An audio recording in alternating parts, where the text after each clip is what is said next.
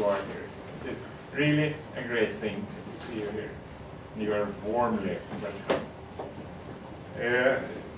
I've known you for many years, but and many here have the same, are in the same situation. But just to say the central thing, you are the sort of both founder and in charge of this Drug Policy Alliance, a very important organization to try to create a more sober policy for guiding, to handle. Sober is an interesting choice. It is, and it was intentionally like that, because it is so much emotions and so much blockade in people's heads and tongues when they discuss these matters.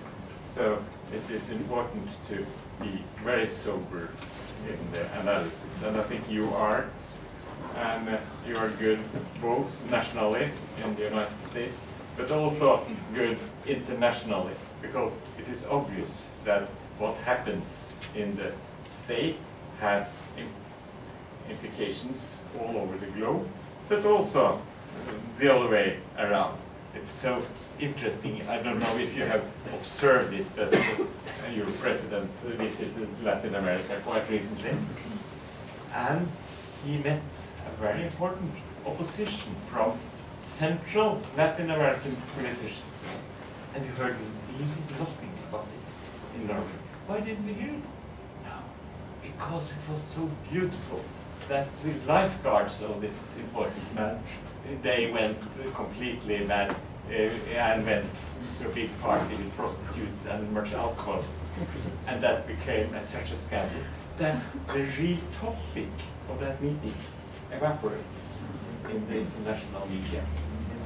And being a non-skeptic, I wonder a bit, is this arranged, this whole thing? Or how comes that such an important opposition to the US policy in the drug arena completely disappeared in this situation? Or maybe you will say something about it. The Norwegian situation, as you know, we are, yeah, maybe not now. We are 3,800 prisoners just now. 1,000 of them in this country are imprisoned by drug-related offenses of some sort or another. So it is an important, it is a central evil policy question in the Norwegian society. And I want also to add, just to underline the importance of what you are working with, that our policy and the Swedish policy, not to that extent the Danish, is also behind much of the trouble in Latin America and other countries. Because we say no, and we say that it's such a, oh, aren't we ideal? Because we say that, of course, the prices here are very high. The black market developed very strongly on a global base. And that black market is also a very dangerous thing for the development, really in these countries, but also globally. It is a complicated thing. And for us, again, working with crime and crime control, it is important because under in this blackness is, in my view, it's a sort of reconstruction of medieval time with weak states. You couldn't turn to the state to get help when you were in conflicts. You were not, you didn't have a mechanism to solve problems in medieval time very often. And we are in the same situation now, that so much is happening under the cover or in the blackness of society. And so they have to invent their own ways of enforcing their wills when there are conflicts. Violence is very close at hand because there are no alternatives, because the states become very weak. It's unpleasant for me with some anarchistic tendencies to say that there are certain dangers when the state do not take care, is not seen as the natural conflict-solving body.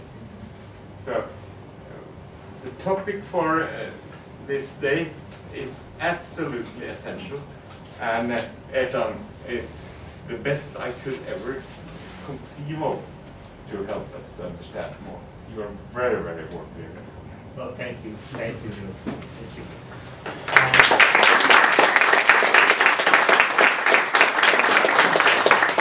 And my only suggestion is for you to, if you want to move, because I will not see whoever is behind this pole. There are empty chairs down there. Yeah. And you? So it's a great honor to come here. It is my first time ever in Oslo. I am the guest of something called the Oslo Freedom Forum, which has paid my way here. But fortunately, there was this day so I was able to walk around and to learn a little and to go to the drop-in center and to the safe injection room, and my friend Lisa Reck, who moved not so long ago from Denmark to Norway, guided me. So it was also interesting is to realize, and maybe it's not so obvious when you live here, but when you look around the world and you ask which country has progressed the most from a highly punitive anti-harm reduction policy to a somewhat more tolerant, innovative policy, in some respects, Norway has made more of a leap in the last 6 or 7 or 8 years than almost any other country. So it still looks quite conservative, and some policies are still very retrograde, but there has been this rapid evolution. And so in a certain respect, Norway, having gone through this rapid evolution with the expansion of access to methadone and buprenorphine, with the access to, with the expansion of harm reduction, with the safe injection site, to do that in a Scandinavian climate and culture is really something to be proud of. And I'm very curious and hopeful for where Norway will go next. Because inevitably there is the reaction, right? As you move forward, there will be the counter-reaction.